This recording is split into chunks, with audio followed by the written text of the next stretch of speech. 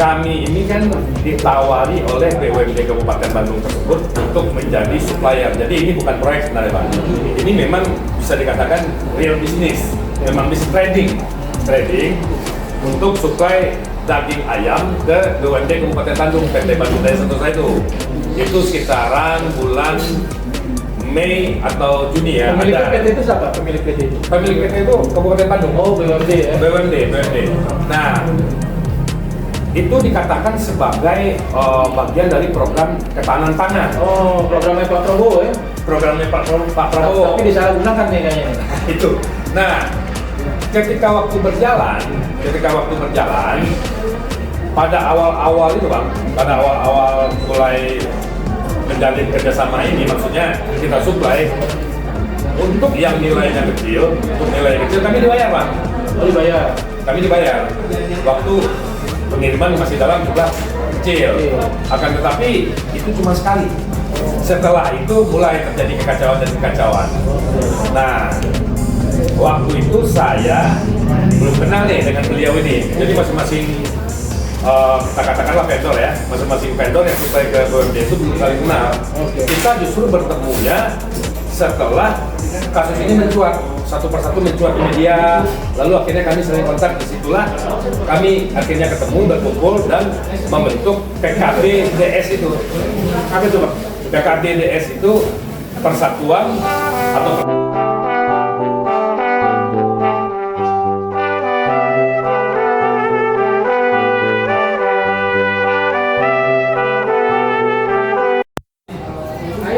streaming di blocking dulu kan? Udah. Oke, berapa yang live streaming? Nggak ada, Arif doang. Aku belum. Karena udah siap, tinggal ini deh. Iya, tinggal bang. Geser lagi, sebentar. Saya pikir aja. Ketiga. Saya cuma tempat aja, diminta bukaan. Jangan langsung udah kamar majelis sebentar. Berarti ada tanya jawabnya ya? Ada tanya ya? Iya, ada nanya-nanya ya? Ya, harusnya tadi ada fotonya bagus. ini live nggak ya? Ada yang live satu. Foto lagi, foto ganti. Tunggu. Maksudnya kalau ada yang live kirim Bang Ustaz, saya share langsung. Iya. Bang, ada yang live nggak? Ada saya. Update. Kirim live. Oh iya, maksudnya nanti aja kalau udah jalan aku kirim. Oh ya, jadi saya kirim juga. Ganti fotonya nanti. Aku buka live-nya di sini. Coba cek. Fotonya ganti. Foto Bang Rustam.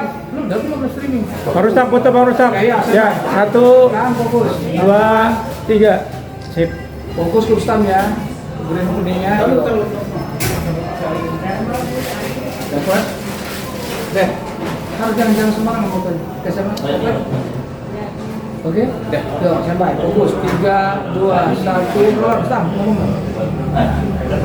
Bismillahirrahmanirrahim. Assalamualaikum warahmatullahi wabarakatuh. Alhamdulillah hari ini kita telah membersamai Dr. Viva dalam persidangan yang ketiga, di mana di situ kami bersama kawan-kawan, ini juga ada kawan-kawan dari Bandung Dan Jakarta. Dari Jakarta. Kamu dari mana? Bekasi, dan ada sesuatu hal yang terjadi di Kabupaten Bandung. Artinya hari ini kami bersama berjuang untuk melawan kezoliman dan juga kriminalisasi yang hari ini terjadi pada saya dengan Mas Roy Suryo, Dr. Viva, Kurnian, Manisha Madina dan saya. Dan kamu juga nih, ternyata hari ini juga kezoliman itu sampai ke akar-akar rumput ternyata gitu. Betul. Jadi saya perkenalkan hari ini Bang Dedet dan Bang Ahmad, terjadi suatu hal yang di luar prediksi dalam usaha bisnis abang ini melalui BUMD Kota Kabupaten Bandung. Jadi selanjutnya kami membantu gerakan abang ini untuk memperoleh hak-haknya yang hari ini dizolimi salah satu pejabat negara Bang ya. Iya, bukan salah satu, mungkin beberapa pejabat. Beberapa pejabat luar biasa. Luar biasa. Selanjutnya saya serahkan pada Mendadak untuk menceritakan kronologi yang terjadi. Apa yang akan kita lakukan dalam perjuangan ini? Saya minta dukungan kepada seluruh rakyat Indonesia, terutama Kabupaten Bandung dan Provinsi Jawa Barat, untuk segera menyelesaikan kasus yang dialami dan dalam persidangan Bang hari ini, Bang ya? Udah masuk persidangan justru itu yang akan kita bicarakan. Oke. Kita akan. Silakan Bang Deden. Sebagai perwakilan ya dari sini ya. Ya, Assalamualaikum warahmatullahi wabarakatuh. Saya di sini mewakili PKBDS. PKBDS itu perkumpulan korban Bandung Daya Sentosa. Bandung Daya Sentosa ini adalah BUMD Kabupaten Bandung yang didirikan oleh Bupati yang saat ini masih menjabat, yaitu Dadang Supriyana pada saat itu, di mana telah terjadi kita katakanlah suatu tindak kejahatan korporasi yang merugikan banyak perusahaan, banyak pengusaha, dan tentunya berdampak kepada karyawan, di mana penanganan atas perkara ini saya sebagai selaku korban melihat ada hal-hal yang sangat janggal, sangat banyak kejanggalannya, Bang Ustaz. Seperti itu, nanti kita akan bahas. Oke, siap. Lanjutkan, Bang. Gimana sangat banyak itu apa? Awalnya bagaimana kok bisa tertipu beberapa orang? Banyak ya? Banyak. Berapa orang, Bang? Total 19 perusahaan yang tercatat nih, yang bergabung di PKBDS itu total 19 perusahaan, tetapi kemungkinan di luar kami informasinya ada lagi. Sementara di kami yang 19 perusahaan ini total kerugiannya sudah mencapai kurang lebih 124 miliar. Luar biasa. Dan diduga kejahatan korporasi ini dilakukan untuk salah satunya ya Bang ya, kami menduga untuk penggalangan biaya kampanye dari Bupati Petahana Dadang Supriyana itu. Waduh. Seperti itu. Ya, saya nggak punya duit, mau nyalon pakai duit orang bohong gitu. Orang gitu. Lanjut, Bang. Nah, yang ingin saya sampaikan lebih kepada proses hukumnya yang sekarang ini, Bang. Memang luar biasa ya negara kita ini ya untuk proses hukumnya. Saya melihat dari sekian banyaknya yang menurut kami ya seharusnya terlibat, dan beberapa perusahaan cangkang yang juga seharusnya diusut lebih dalam, ternyata tidak. Makanya saya katakan kemarin di saat persidangan kebetulan saya hadir, saya menyampaikan kepada media juga bahwa kalau saya melihat atau menduga ya, kasus ini telah dilokalisir sedemikian rupa supaya tidak menyentuh sampai ke level-level atas nih, terutama bupati nih, Bang. Nah, seperti itu. Oke, kira-kira yang sudah dilakukan itu apa sekarang, Bang? Sampai mana itu? Sebenarnya yang sudah dilakukan korban ini tentunya di awal-awal sih kami berusaha secara persuasif ya, kayak saya sendiri itu sudah menemui bupati juga secara langsung di rumah dinas dan sudah berbicara juga ini mengenai masalah yang ada di BUMD ini dengan kami, ya kan? Tetapi tidak satupun dari langkah-langkah persuasif itu istilahnya mendapat tanggapan positif, Bang.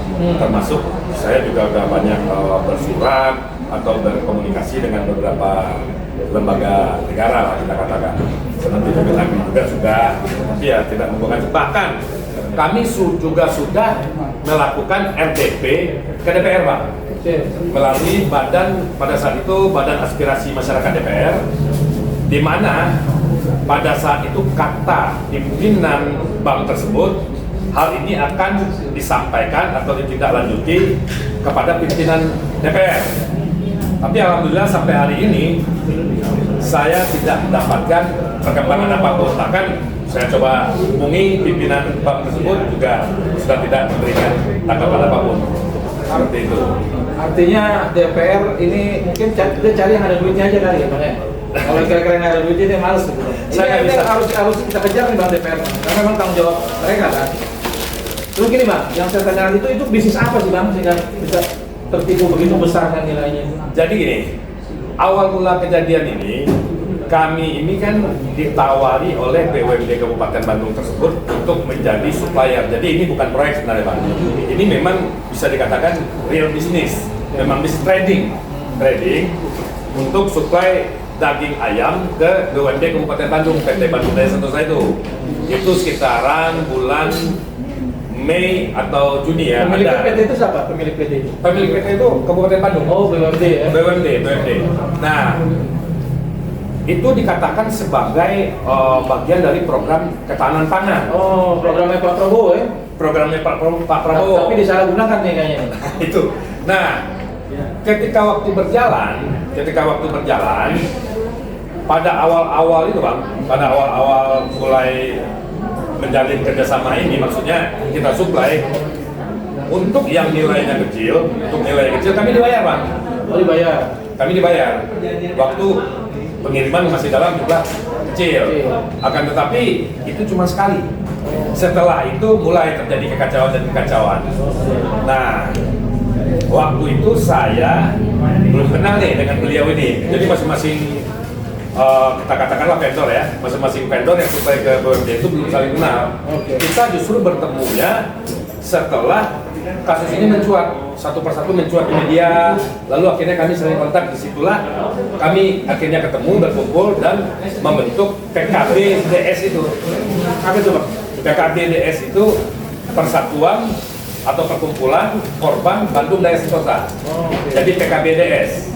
Nah kebetulan memang DS ini dalam Suryana Bang, dan partainya PKB, jadi itu sekalian aja kita bikin PKBDS gitu. Oh, PKB, kader PKB. Kader PKB. Terus di atasnya Dadang ini ada lagi yang abang duga Nah, pelaku juga ikut menikmati hasil kejahatan ini. ini supaya kita nggak lompat-lompat ya Bang ya. Supaya tadi kan saya mengatakan bahwa saya menduga keras ini Bang ya, bahwa kasus ini telah dilokalisir dengan banyaknya alur-alur cerita dan BAP yang telah kami sampaikan dipangkas atau tidak masuk dalam surat dakwaan. Nah, beberapa yang seharusnya jadi pelaku kayaknya sengaja yang kami lakukan supaya hal ini tidak sampai menyentuh ke bupati. Nah, kalau yang abang tanyakan itu ada lagi nggak di atas yang terlibat? Nah, kalau saya sedikit menyampaikan isu yang beredar di masyarakat pada saat kasus ini mulai mencuat kan, di medsos atau di media sosial atau di media itu dari komen-komenan. Justru yang komenan itu masyarakat Kabupaten Bandung sendiri Bang. Di situ saya melihat satu nama, yang kebetulan nama ini adalah ketua tim pemenangan nih, Dadang Suryana. Oh, ketuanya dia ya? Ketuanya yaitu Cucun, yang sekarang menjabat wakil ketua DPR. Nah, saya nggak tahu, cuman dari isu yang beredar katanya nih Bang ya, bahwa yang mengondisikan ini salah satunya ya Cucun ini. Diduga kuat Cucun. Diduga kuat.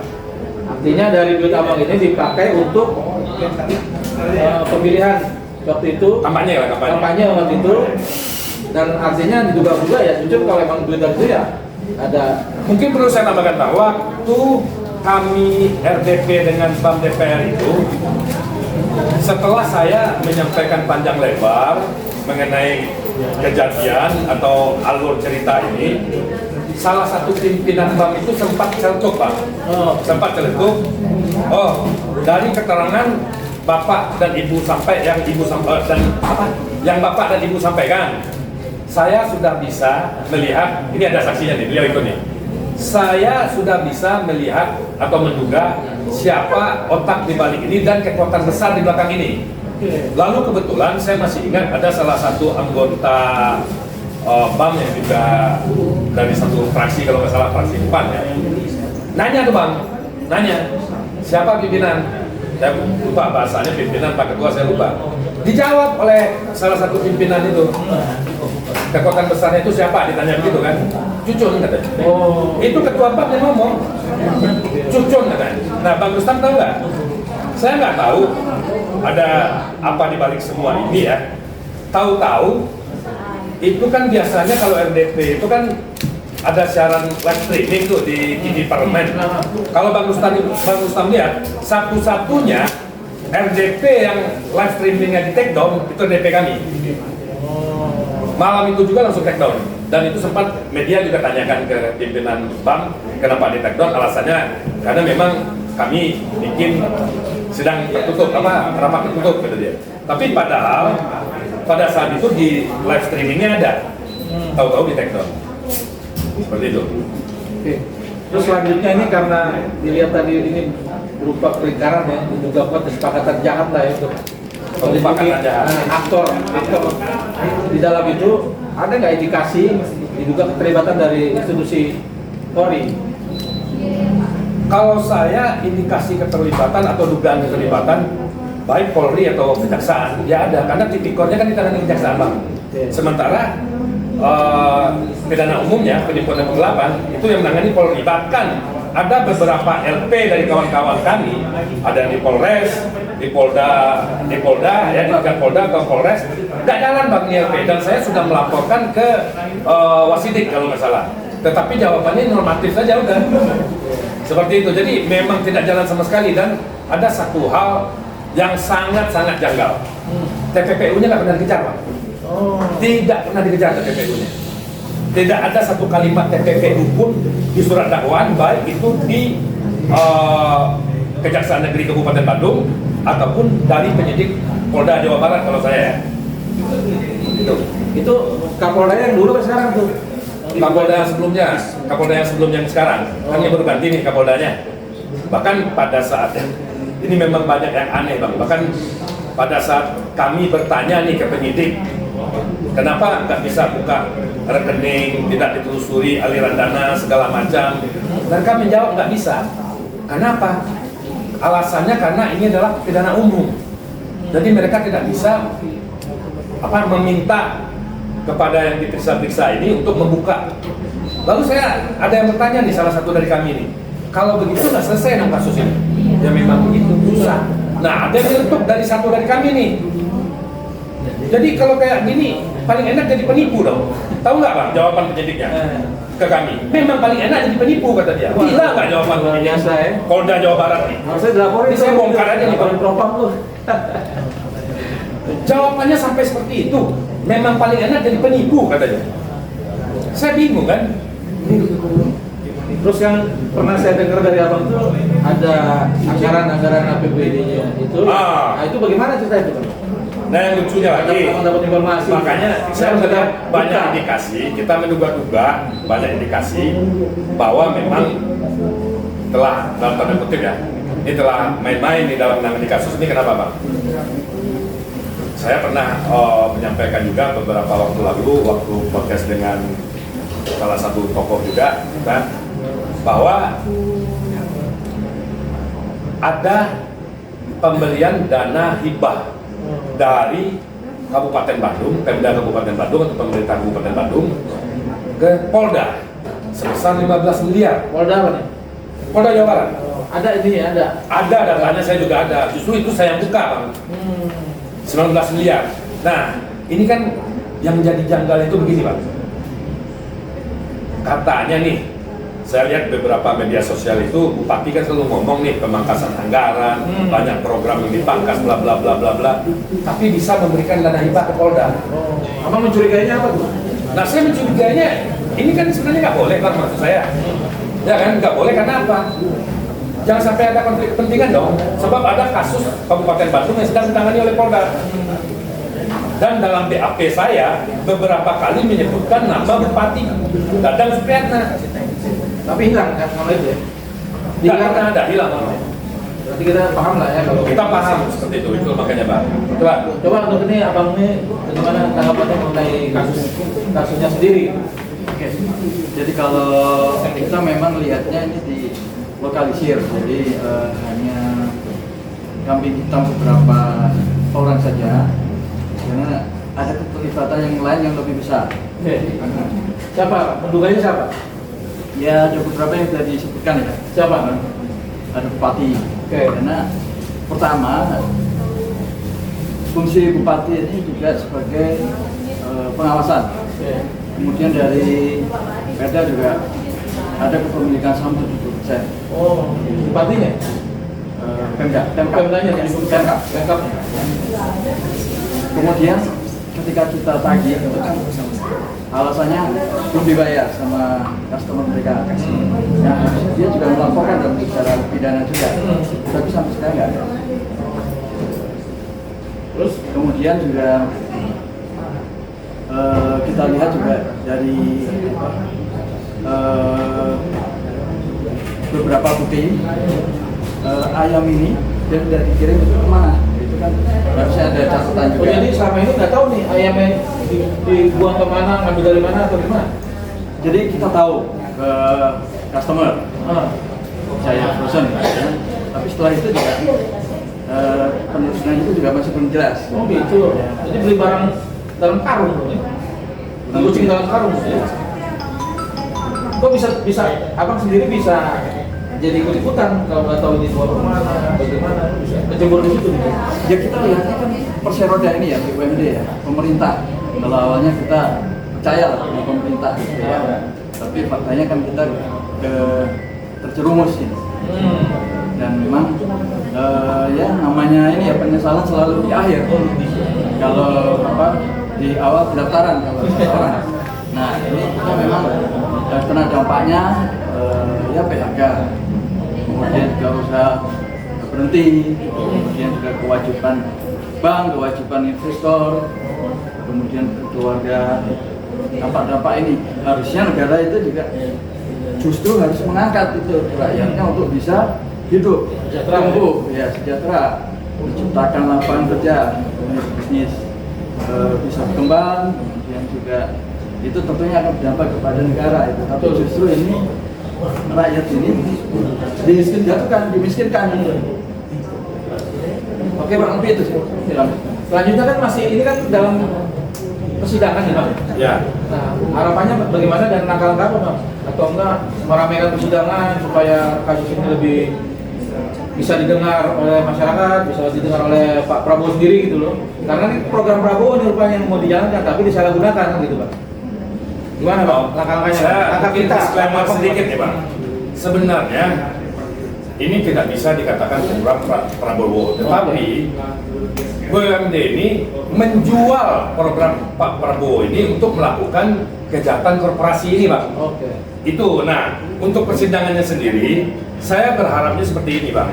Persidangan ini benar-benar terbuka karena beberapa waktu persidangan terakhir kemarin, kami sempat meminta untuk bisa seperti melakukan pengambilan video, live streaming, tetapi hakim tidak mengizinkan.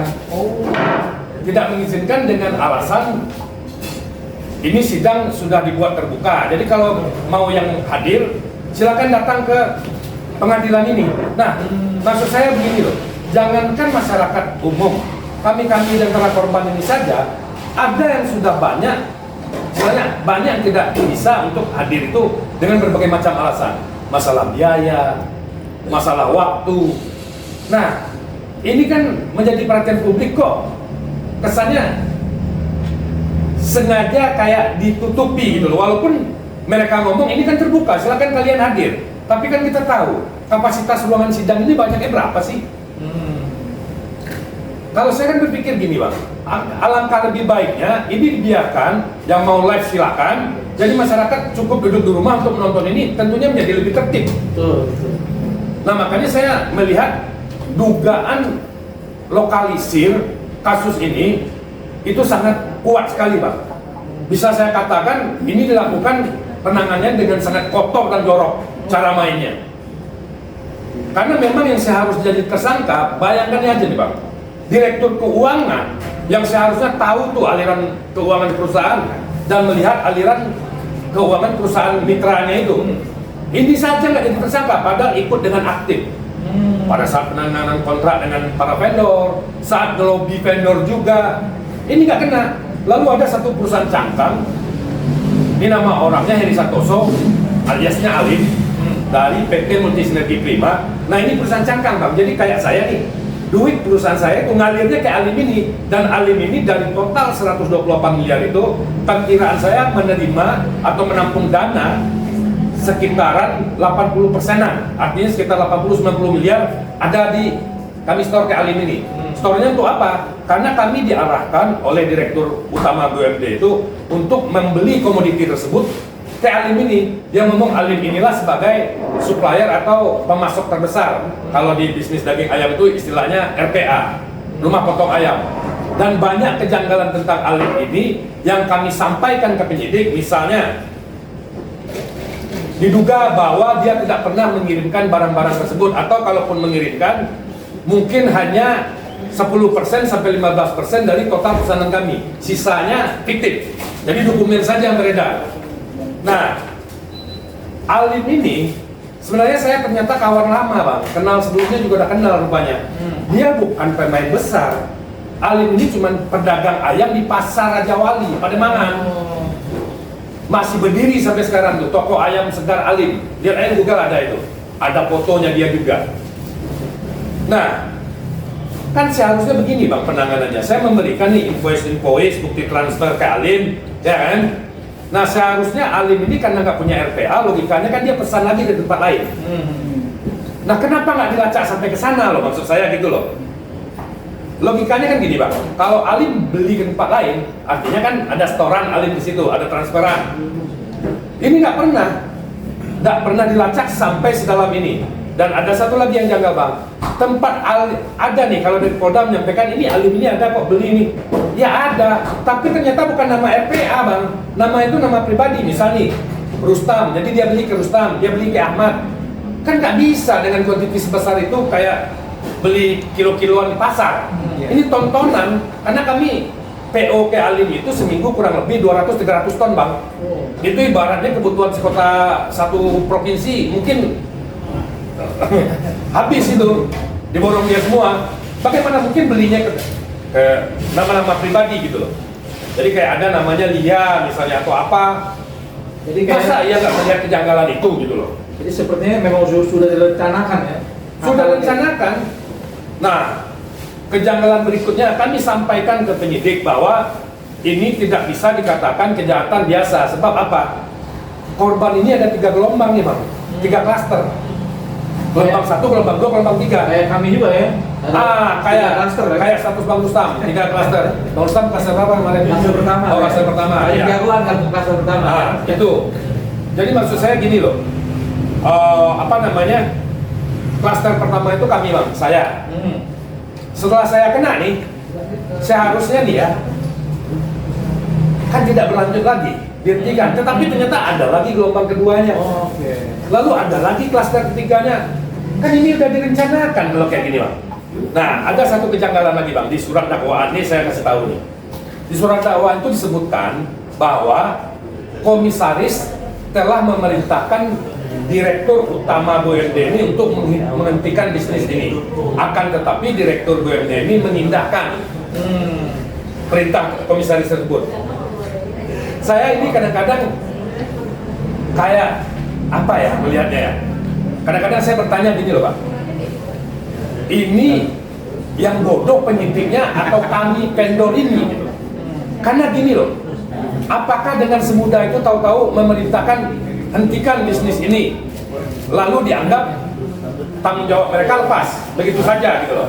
Padahal jelas-jelas Bang, dalam melaksanakan bisnis BUMD itu kalau kita runut PP 54 tahun 2017 ya tentang BUMD, lalu ada lagi Perda 11 dan Perda 13 tahun 2022 itu yang mengeluarkan Kabupaten Bandung sendiri. Di situ jelas runtutannya.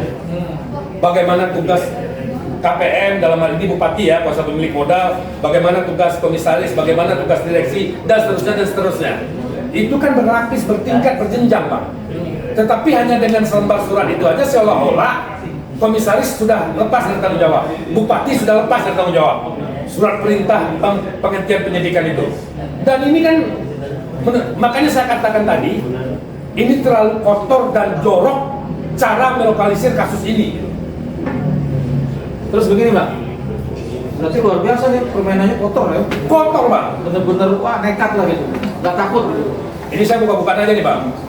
Selepas sidang kemarin, salah satu dari kami, Bu Vita, itu menemui orang pengadilan. Oke. Orang pengadilan itu sendiri mengatakan seperti ini ke Bu Vita. Bu, nasib korban ini di tangan kalian sendiri. Kasus ini memang telah direkayasa oleh D1. Siapa tuh? D1. Itu orang pengadilan yang ngomong Bu Vita. D1 siapa D1? D1 ya Dadang Supriyatna. Nanti boleh panggil Bu Vitanya. Sebenarnya saya undang Bu Vita nih, karena beliau lagi di Polda terkait laporannya gitu loh. Jadi dia nggak bisa hadir, harusnya dia hadir hari ini. Nanti kita panggil Dadangnya aja sekalian ya. Ini orang pengadilan yang ngomong bahwa kasus ini betul telah direkayasa oleh D1. Waduh, ngeri. Bupati Kabupaten Bandung, Dadang Supriyatna. Oke, Bang. Kan nggak mungkin Bang, sekian banyak ini. Minimal pasal 55-nya aja ada dong. Ikut serta, yang ikut serta, membantu segala macam. Ini cuma 2, direktur utama BUMD-nya dan direktur utama perusahaan yang menjadi cangkangnya itu. Yang lainnya kemana? Masa ya kejahatan koruptor ya atau menipu orang ratusan miliar dilakukan 2 orang ini saja tanpa kepala daerah tahu? Nggak mungkin. Ditambah ini dirutnya ini orang baru, bukan orang Kabupaten Bandung, tapi baru dikenal oleh bupati, berani melakukan itu di daerah orang. Itu saja kalau menurut saya. Luar biasa ya. Terus begini Bang, si bupati ini kan pasti punya atasan Bang ya? Menteri Dalam Negeri lah. Mendagri ya. Sedangkan di bawah itu kan ada organisasi bupati yang dipimpin itu siapa Bang? Apkasi. Ketuanya siapa Bang? Pak Bursa. Bang Bursa Junubi. Assalamualaikum Bang Bursa. Mungkin Bang Bursa kenal saya, tentang adiknya almarhum Muku, istrinya Rizka Karmila Bang. Ini saudara saya Bang, kawan saya. Kira-kira nih Bang, Bang Bursa itu tahu atau Tito pun tahu nggak kasus ini Bang? Kalau Pak Bursa saya kira nggak tahu ya, karena memang beda kabupaten. Pak Bursa kan bupati. Tapi kan dia ketua kan, artinya Oh, dia ketua, mengamati pasti. dong. Mungkin beberapa kepala daerah sudah banyak yang tahu. Tapi kalau Bang Rustam nanyakan apakah Kemendagri atau Pak Mendagri yang tahu, saya pastikan tahu. Karena saya udah dapat cerita juga. Mendagri siapa? Mendagri. Pak Tito. Tito siapa? Tito Karnavian. Mantan Kapolri dulu ya? Kapolri. Terus Bang, bagaimana ya ceritanya Bang? Dia bisa tahu, tapi menyikapi ini seperti apa? Apakah dia membiarkan atau dia membantu rakyatnya? Saya nggak pernah ketemu langsung, cuman dari kawan korban yang lain, Pak. Korban lain. Ya, cuman saya mendengar saja bahwa Pak Tito sudah tahu masalah ini. Bahkan informasinya, Pak Tito udah nelpon ke si Dadang sendiri. Nah gitu kira-kira. Terus bagaimana itu yang abang tahu? Bagaimana itu? Siapa yang bertemu dengan Pak Tito? Bagaimana tanggapannya dan bagaimana hasilnya? Jadi hari ini kita belak-belakan aja Bang, biar rakyat tahu, biar rakyat dengar gitu kan. Mudah-mudahan juga Pak Tito dengar nih dengan adanya. Itu bukan sebenarnya gini Bang, bukan saya nggak mau menyampaikan, tapi bukan ranah saya. Lebih baik yang langsung terkontak dengan Pak Mendagri yang ceritakan. Tapi kan gini, artinya saya juga sedikit banyak udah dengar dari Abang. Yang Abang tahu, yang Abang dengar, yang Abang dapat cerita seperti apa. Nanti tinggal kita pelakunya. Ini yang saya dapat ceritanya ya, bahwa telah Pak Mendagri ini nih, Pak Tito pernah kontak ke Dadang Supriyatna. Di situ dari awal Bang, bagaimana dia bisa mengontak? Informasi dari siapa? Informasi dari salah satu korban. Oke, siapa korban itu? Pak Faisal. Siapa Pak Faisal? Biar jelas. Ini kan bukan orang biasa juga nih Pak Faisal nih. Oke, bisa. Oke, tahan ya. Oke, terus setelah itu gimana? Jadi kalau dari cerita yang saya dapatkan, si Dadang ini memang menjelaskan ke Pak Mendagri bahwa kasus ini sepenuhnya kesalahan dari direksi BDS. Lagi-lagi dia cuci tangan satu. Yang keduanya, dia menyampaikan bahwa komoditi ini atau daging ayam yang dikirimkan oleh para korban ini itu dijual dengan harga lebih murah oleh perusahaan cangkang tadi, PT Cahaya Proses Raya. Di sini saya melihat artinya kan dia tahu nih bahwa dijual dengan harga lebih murah, artinya kan bakar uang, TPPU. Nah, nanti Pak. Yang ketiganya, dia menyampaikan langkah yang sudah diambil bahwa sudah melakukan PKPU, pilot, akan mempilotkan. Kalau nggak salah saya nih dari yang cerita yang saya dapatkan, yang saya dengar, Pak Mendagri nanya, emang asetnya berapa? Cahaya Proses Raya ini. Dijawab sama si Dadang, lagi dihitung oleh kurator. Nah ini kan, jadi dari jawaban ini Bang, saya ingin menanggapi dua hal saja. Yang pertama, dia tahu bahwa si Cahaya Proses Raya telah melakukan bakar uang, menjual lebih murah. Kan itu kejahatan doang. BUMD dia lagi nih, BUMD Kabupaten Bandung. Seharusnya yang melaporkan ini karena hukum, bukan kami korban. Ya dia sendiri dong melaporkan. Itu pertama. Nah ini anomali, maksud saya bertolak belakang keterangan dia. Yang kedua sama yang ketiga akan saya jelaskan ini. Yang kedua dia ngomong melakukan PKPU. Loh, dia sudah tahu bahwa ini bakar uang TPPU, tapi melakukan PKPU. PKPU ini kan perdata, Bang. Penundaan kewajiban pembayaran utang. Ini kan dua hal yang bertolak belakang ini. Dia di satu sisi dia tahu bahwa ini kejahatan, tapi di satu sisi langkah yang diambil adalah langkah perdata. Jadi ini saya nggak ngerti, ini bupati ini pernah belajar dulu nggak sebelumnya? Atau retreat yang selama itu untuk kepala daerah itu ada gunanya nggak sih? Ya maksud saya dari keterangan si bupati ini ke Pak Mendagri kan terlalu on ini bupati ini. Nah, ya kan? Mendagri itu bagaimana tanggapannya melihat bupatinya kayak Mendagri agak on? Nah, jadi gini Bang, kalau Pak Mendagri saya lihat karena ini sudah masuk ke ranah hukum, beliau tidak mau mencampuri terlalu dalam, kan tidak bisa intervensi Bang. Kalau udah kayak yudikatif, kan seperti itu. Tapi saya yakin Pak Mendagri pasti memantau ini. Saya yakin Pak Mendagri tidak ingin ada kepala daerah yang menjadi anak buah dia yang nakal seperti ini. Itu yang saya yakini. Nah, perlu saya sampaikan juga Bang, keterangan dari yang diberikan oleh si Dadang ke Pak Mendagri ini sangat berbeda dengan keterangan yang awal-awal dia berikan ke saya waktu saya ketemu dia nih. Ya kan? Kalau ke saya dia ngomong sudah diperintahkan melakukan PKPU, saya nanya emang asetnya gimana? Waktu itu saya manggil dia masih Kang DS. Kang, oh cukup, kita udah hitung ada 200-300 miliar cukup untuk bayar kalian. Oke. Ternyata yang terjadi hari ini apa? Ahmad jelasin, ada nggak asetnya? Gimana Bang? Aset nggak ada. Oke. Terus yang ada apa Bang? Ada kenceng Bang? Iya, kalau Nggak ada artinya berapa? Nggak ada sama sekali atau ada dikit-dikit gitu? jadi kalau BUMD atau Perseroda ini, dia kan semua asetnya kantor itu sewa. Oke. Kendaraan operasional juga sewa. Nggak ada aset. Kemudian si customer-nya BTS BUMD Perseroda ini itu kan Cahaya Frozen. Kemarin di PN Jakarta Pusat itu ini terakhir ini asetnya juga nggak jelas, nggak ada. Jadi semua bohong Bang. Maksud saya gini loh, awalnya saya juga punya video lawyernya ngomong kok. Saya pernah kami ini dikumpulin oleh lawyernya BUMD ini Bang, mengenai perihal PKPU ini. Saya tanya, Anda sebelum melakukan PKPU ini Anda tahu nggak asetnya berapa? Karena PKPU ini nggak sembarangan Bang. Kita harus tahu dulu yang mau kita PKPU ini ada aset nggak, ada kemungkinan nggak untuk melakukan pembayaran. Dia jawab, asetnya 200-300 miliar. Ada videonya dan ini akan saya buka nanti. Jadi ketika berhadapan dengan kami, dia berbohong lagi, menipu lagi. Tapi ketika ditanya oleh Pak Mendagri, lain lagi jawabannya. Baru mau dihitung kurator. Ini kan, ya mohon maaf Bang, saya nggak ngerti ini ya. Apakah saya tanya juga lah sama kayak Pak Presiden aja. Ini kata bajingan ini kasar nggak? Kalau kata Pak Presiden kan nggak boleh, ya kan? Nah ini terlalu bajingan bupati ini Bang.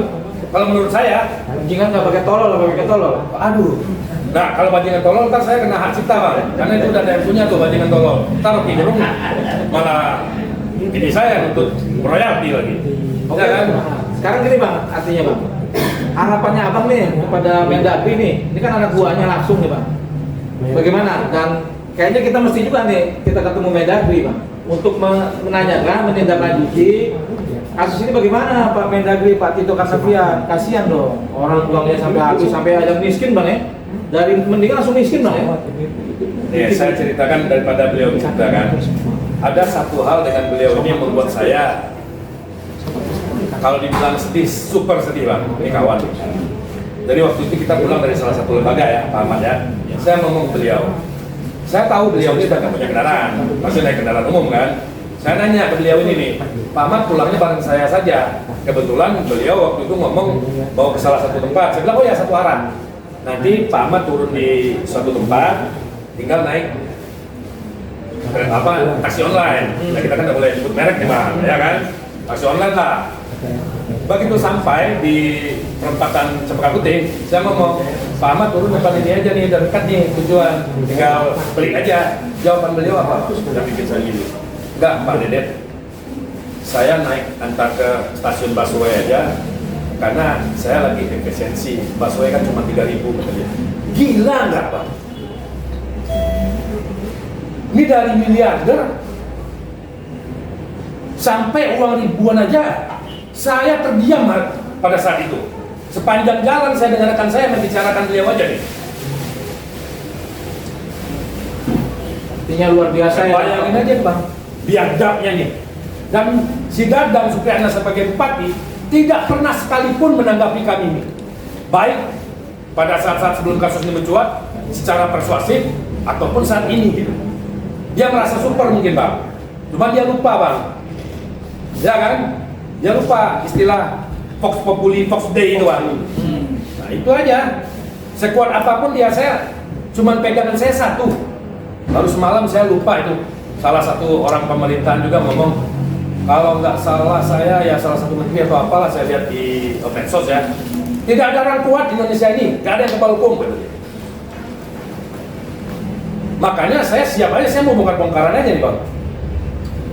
Memang tempat ini tempat bongkar-bongkaran. Nah iya. Tapi artinya begini, Bang, ini pertama kalau menurut saya Pak Tito Karnavian harus kita datangi nih Bang. Artinya untuk minta pertanggungjawaban dia sebagai kepalanya gitu Bang. Kedua itu perlu juga PKB nih Bang.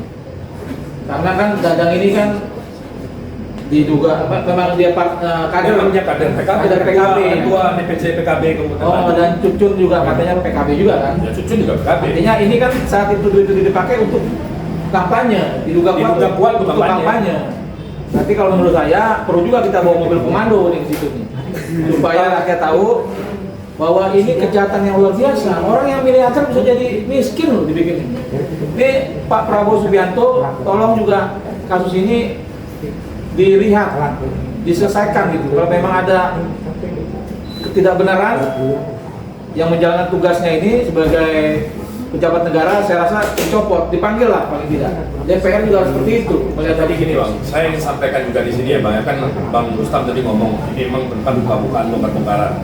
Jadi saya sampaikan, hampir seluruh lembaga sudah kami datangi, sudah kami ketuk pintunya, sudah kami surati, termasuk misalnya contohnya Bang, yang terdekat dari Kabupaten Bandung deh, Gubernur Jawa Barat. Oke, siapa Gubernur Jawa Barat? Yang sekarang Kang Deddy Mulyadi. Yang sekarang kan? Yang sekarang. Oh sekarang. Kang Bersurat sudah. Kang siapa namanya? Kang Deddy Mulyadi. Oh, Kang Deddy Mulyadi. Bersurat sudah, ya, mendatangi ke gedung sate sudah. Tidak ada tanggapan apa-apa. Padahal ini kan di depan hidungnya dia ini. Iya kan? Itu baru satu.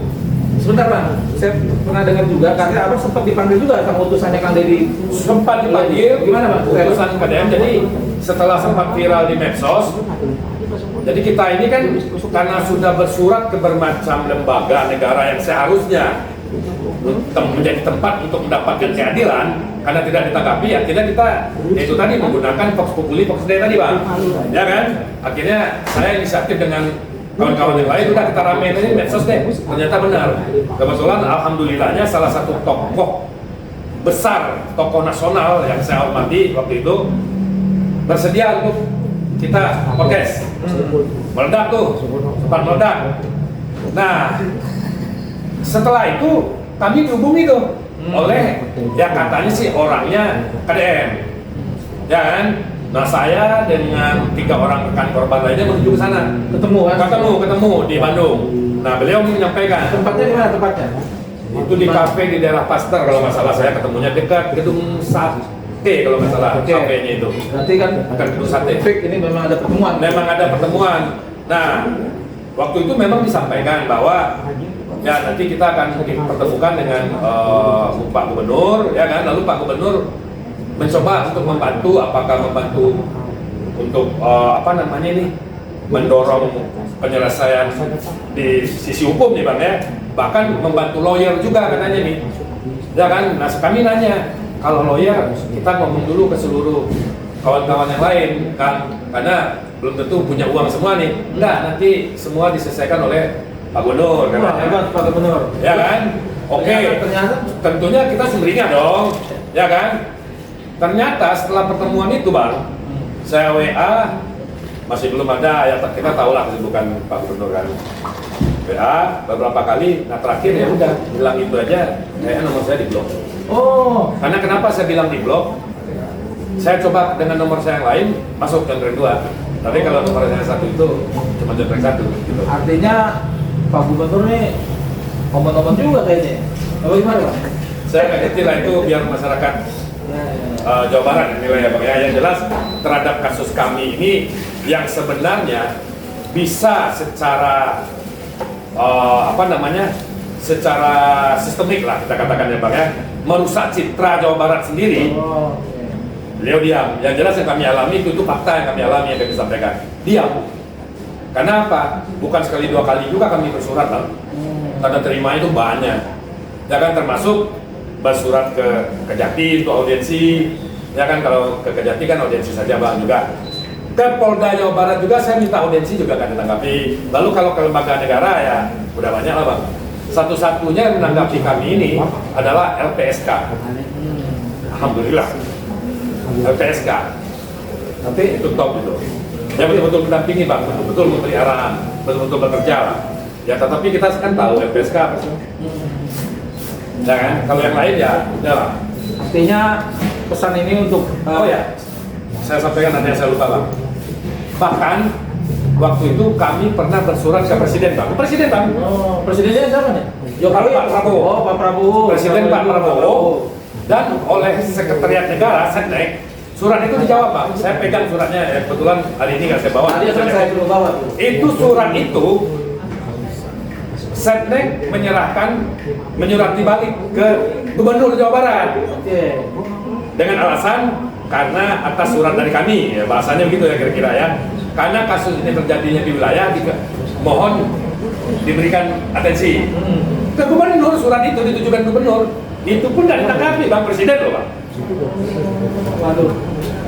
Sekacau itu Bang, istilahnya saya nggak bilang ya gimana ya, saya bilang ya sebrengsek itulah kira-kira bahasanya begitu. Jadi kalau saya suka ngeliat YouTube Kang Deddy juga nih, Nah, kayaknya wah luar biasa. Dengan ada cerita ini saya jadi bingung, ini pencitraan apa bukan sih sebenarnya gitu. Jangan-jangan mirip Jokowi yang lagi kita lawan sekarang gitu. Makanya saya berharap nih Bang, Kang Deddy ini denger nih, jangan cuma berani dengan rakyat-rakyat kecil aja tuh bongkar-bongkar, tapi yang kayak gini berani bongkar nggak nih? Padahal udah ada surat dari Pak Prabowo, luar biasa loh. saya pernah podcast juga dengan kawan tokoh juga kan, menyampaikan mungkin karena kami belum cukup viral. Jadi saya minta kawan-kawan nih supaya viral nih. Oh ya, mudah-mudahan dengan ini Mungkin kalau udah viral, mungkin kan dia akan manggil kami. betul, insya Allah. Mungkin belum cukup viral ini kan. Karena ini kan youtubernya nasional ya, untuk gerakan bongkar ijazah palsu Jokowi. Mudah-mudahan viral nih. Amin. Jangan sampai ketika ini viral, Kang Deddy diam aja, wah. Kalau diam aja nanti kita bisa selidiki ijazahnya juga nih. Itu kira-kira Bang. Jadi gini Bang, ini kan udah clear ya, kita berharap Pak Prabowo aja udah tahu nih. Menseknek udah tahu. Terus juga Mendagri udah tahu nih. Udah. Tadi siapa? Ketua itu siapa? Ketua Bupati segala macam itu? Oh, ketua tim pemenangan. Bang Bursa. Bursa ya. Bang Bursa, tolong Bang Bursa dipantau nih anak buahnya nih, dibawa Bang Bursa langsung nih Bang. Nanti insya Allah kapan saya mau main ke rumah Bang Bursa aja, penting lah bicaranya nih gitu. Bang, ada tambahan info. Belum pindah? 3 Mas. Oh, sama Bang Yunas katanya di 3 Mas tadi mau datang mau bicara baik-baik gitu. Bang Rustan, bukan tambahan. Oke, tambahan lagi silakan Bang. Apkasi tadi, ketuanya beliau. Oke. Nah, kebetulan mudah-mudahan ada ketua harian yang bisa bantu di Apkasi. Karena kebetulan ketua hariannya itu D1 tadi. Oh, Ya. Bang Bursa ketua hariannya si Dadang nih yang lagi bermasalah, Bang Bursa. Ini aktivis nih, senior saya nih. Coba ketemu lah di acara-acara Bang Harima, ya kan, acara ngumpul aktivis. Mudah-mudahan nanti saya coba komunikasikan. Terus gini Bang, menjelang nanti sidang nih, hari apa Bang sidang lagi Bang? Selasa. Hari Selasa. Saya berharap supaya ini bisa dilihat masyarakat. Saya berharap yang hadir ada banyak Bang. Oh kemarin udah cukup banyak Bang, cuma ruangannya emang kecil. Kalau terlalu banyak saya kira jadi sarden juga kita dalam ruangan itu. Nggak apa-apa di luar, artinya biar rakyat Bandung mau tahu juga kali kan. Nanti kita undang juga nih kawan-kawan nih kalau dia mau bersama ini. Boleh. Biar ini terbuka lah kasusnya. Jangan ada lagi di rejim di zaman Pak Prabowo ini hal-hal seperti ini. Ini merusak nama presiden ini Bang. Kalau buat saya pribadi, Prabowo lebih baik dari Jokowi lah. Karena saya hari ini kriminalisasinya oleh Jokowi. Kalau Pak Prabowo saya bilang kebalikan nih. Ya sama sih Bang, intinya gini. Saya melihat hari ini ya dari apa yang terjadi dengan kami ini Bang. Tidak ada satupun lembaga penegak hukum ya, penegak hukum, katakanlah APH ya, yang bisa kami percayai ini sebagai korban ini ya. Termasuk Pak Prabowo. Presiden saya percaya Bang. Oke. Kalau beliau tahu, ini kan kemungkinan dia belum tahu nih. Oke. Loh, kira-kira Bang. Mudah-mudahan channel ini nanti bisa nyampe-nyampe ke teman-teman yang lain atau bisa lain bisa nyampe ke presiden. Ini terakhir ya Bang. Nanti sidang hari apa Bang? Selasa. Mudah-mudahan Selasa ini bisa terbuka Bang ya. Ini kamera mudah-mudahan bisa masuk. Kalau nggak bisa masuk kita hakimnya kita tutup lah, nanti kita kirim kemana supaya bisa membuka ini. Jangan tabir ini ditutup-tutupi Bang, kejahatan tidak boleh tutupi. Karena apa yang kami perjuangkan sama juga dengan apa yang perjuangkan. Haknya Abang, hak kami untuk melihat ijazah Jokowi juga dengan Abang sama. Makanya kami mau membantu abang-abang ini yang terzalimi oleh diduga kuat Bupati Bandung ya Bang ya. Oke Bang, terakhir apa Bang? Kepada rakyat Indonesia, pada Pak Presiden bagaimana Bang? Nanti juga Abang sudah Bang. Ya, saya ke Bapak Presiden Prabowo aja ya, Bang. Jadi kepada Bapak Presiden saya harap, ya kami lah, mungkin harapan saya juga seperti harapan hampir mungkin seluruh rakyat Indonesia bahwa yang menjadi kekurangan di negeri ini satu hal yang jelas-jelas depan mata, kalau dari apa yang saya alami ya Bang, yaitu mengenai penegakan hukum. Itu saja. Kalau saya itu saja. Tapi tidak minta diganti lah duitnya. Nah itu hal lain Bang, yang penting kan hukum tegakkan dulu Bang, supaya tidak menjadi presiden buruk dan tidak terjadi lagi di kemudian hari. Nah, perkara bagaimana nanti pengembalian uangnya kan jalur lain nanti. Yang mudah-mudahan itu bisa kita harus bisa lagi. Harus bisa dong. Ya. Hak Bang ya kan? Ya. Berjuang sama mati ya. Abang gimana? Oke. Kalau kita harapannya memang di kepercayaan. Pertama dari kami ya selaku pelaku usaha itu punya peran besar pada negara. Dari pajaknya Ya semuanya dari Tenaga kerja. pajak ya juga pembangunan sebagainya ya. Nah ini jangan sampai pengusaha-pengusaha lain itu kapok gitu. takut ya. Ya untuk mendukung program pemerintah. Apalagi kabupaten kemudian provinsi itu kan banyak di kita ya.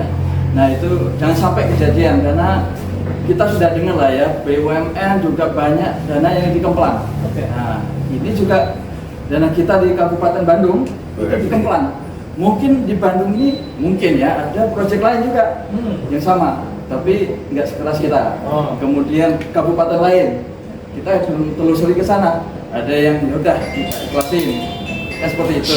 Nah ini yang harus kepercayaan. Kemudian yang tadi disampaikan Pak Dedet untuk penegakan hukum, nah ini kepercayaan ke depan, jangan sampai baru viral kemudian berubah dalam 1 hari. Nah, belum lama kan ada itu berita yang viral ya. Nah ini mudah-mudahan nggak sampai ke sana. Kepercayaan, jadi kita harapkan penegakan hukum dipercaya rakyat, kemudian juga nantinya ini akan efeknya sejahtera, rakyat sejahtera, kemudian juga kita sebagai pelaku usaha siap untuk membantu program pemerintah, Pak Bang Gustaf. Ya, saya kira itu aja. Oke Bang. Oke. Terima kasih. Semoga ini dapat disebarkan sehingga bisa sampai ke presiden dan lain-lainnya, dan semoga ini dapat diselesaikan dengan baik. Wabillahi taufiq wal hidayah. Wassalamualaikum warahmatullahi wabarakatuh. Waalaikumsalam warahmatullahi wabarakatuh.